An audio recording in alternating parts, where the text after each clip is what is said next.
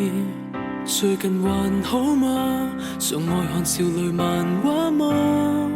最近近乎沒露面，你有新對象嗎？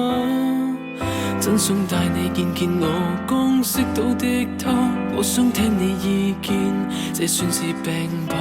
為何無論我願意怎樣試怎樣也不可一樣愛無他？難道沒練習太耐，感覺都追不回來？試圖再努力愛，也顯得不自在，不懂得如何談戀愛。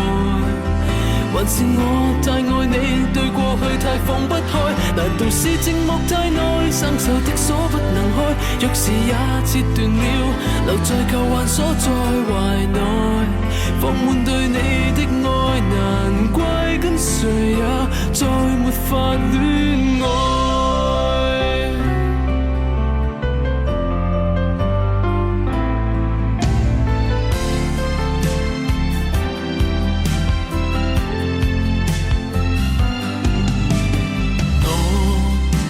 仍很怕路過你那從前的家，往事若然未落幕，再揭起有害嗎？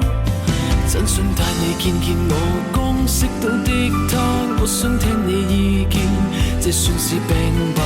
為何無論我願意怎樣試怎樣也沒令自己戀上他？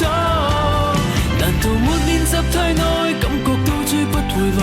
試圖再努力愛，也顯得不自在，不懂得如何談戀愛。還是我太愛你，對過去太放不開？難道是寂寞太耐，生鏽的鎖不能開？鑰匙也折斷了，留在舊患鎖在懷內，放滿對你的愛，難怪跟誰也再沒法戀愛。